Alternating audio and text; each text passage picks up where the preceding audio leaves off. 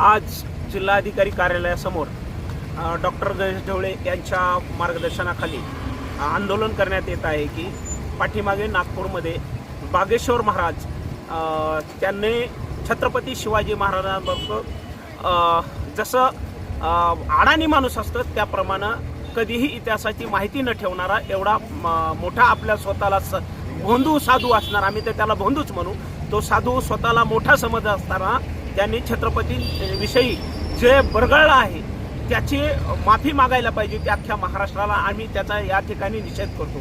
तो तर बाबा आहे, त्याचा तर निषेध झालाच पाहिजे आणि अख्ख्या महाराष्ट्रामध्ये आम्ही करतोय.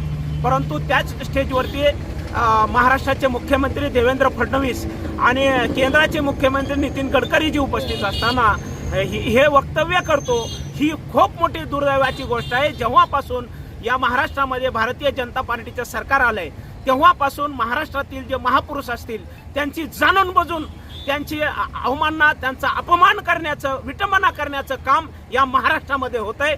या सरकारचा हा जाणून बुजून केलेला प्रयत्न आहे. म्हणून आम्ही म्हणतो, शिवप्रेमी या नात्यानं या देवेंद्र फडणवीसांना महाराष्ट्र सांभाळता येत नाही. देवेंद्र फडणवीसांनी गृहमंत्र्याचा राजीनामा द्यावा आणि या महाराष्ट्रातील महापुरुषांची विटंबना होत असलेली थांबली पाहिजे. जर यांच्याने थांबत नसेल तर यांनी राजीनामा दिला पाहिजे. या मागणीसाठी आम्ही या ठिकाणी या बागेश्वर महाराजाचा जाहीर निषेध करतो.